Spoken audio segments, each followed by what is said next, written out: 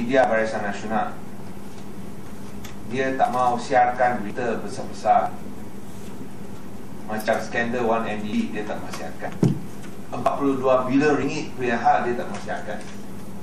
Tapi kes saya punya driver letak berita, dia nak siarkan. Saya telah umumkan sebelum ini bahawa sekiranya ada apa-apa yang tak kena, saya minta IBP untuk keluar saman. Dan kita memang kita adalah sebuah kerajaan yang bukan sahaja menegakkan dan menghormati undang-undang, tapi pun adalah kerajaan yang cakap cukup fikir, janji ditepati. Oleh itu semua pun driver saya ada penjelasannya, tapi kita ikut apa yang kita telah nyatakan. Saman pun dah dikeluarkan. Saya mungkin minta saya punya driver untuk jelaskan sedikit apa yang berlaku, supaya beliau tidak selain daripada dihina, tapi tidak difitnah tentang apa yang berlaku. Tapi saya nak berikan peluang kepada driver saya untuk jelaskan. Kita masuk ke sana.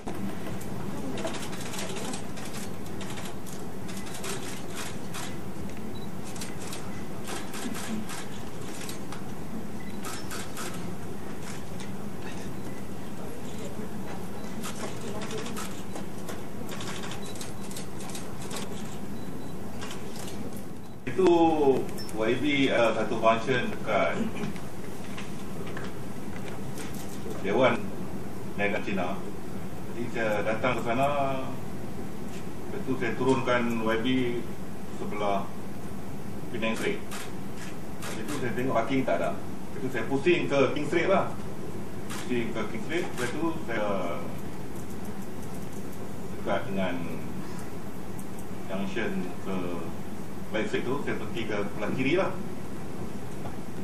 Saya tunggu sana. Lepas tu ada orang datang ambil gambar. Cina itu saya tunggu YD di sana, di tempat itu lah. Saya ada dalam kereta. Sepanjang masa dalam kereta. So ini saman dikeluarkan pada hari ini.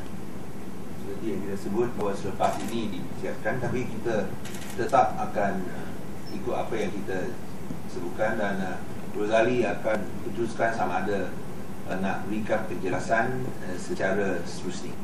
So kita harap itu tentu beliau nak pertahankan dia punya kemampuan sebagai seorang driver rasmi Ketua Menteri sepanjang masa ini. Saya rasa sebelum saya pun tak bawa kita bersama Ketua Menteri kan. Kita buat expo lah. Tapi tak ada masalah. Tak ada masalah. Sekarang hanya bila bawa kereta Ketua Menteri letak mana-mana ada masalah. Dulu punya expo tak ada masalah. Letak mana-mana tak ada masalah. Letak mana-mana ada masalah. Bukan saja single line, double line pun tak ada keluar dekat Sinar atau tak ada keluar dekat itu sesat. Tapi sekarang mana-mana Rosali Padu dia ada masalah.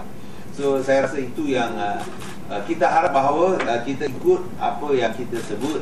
Kalau ada isu, Rosali boleh tuntut keadilan untuk memastikan kebenaran. Tapi ini terpulang kepada Rosali. Tapi kita paksa demikian.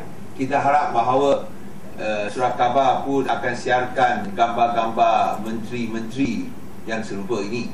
Janganlah bersikap double standard. Tapi yang penting ialah isu-isu lebih besar macam 1MDB 42 bilion ringgit. Apa cerita pula? Takkan ini isu lagi penting daripada isu 1MDB?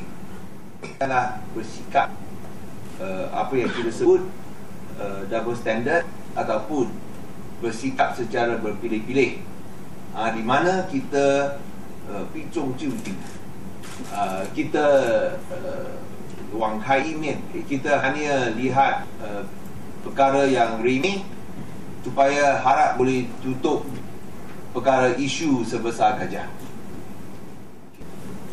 Baik, ada apa soalan?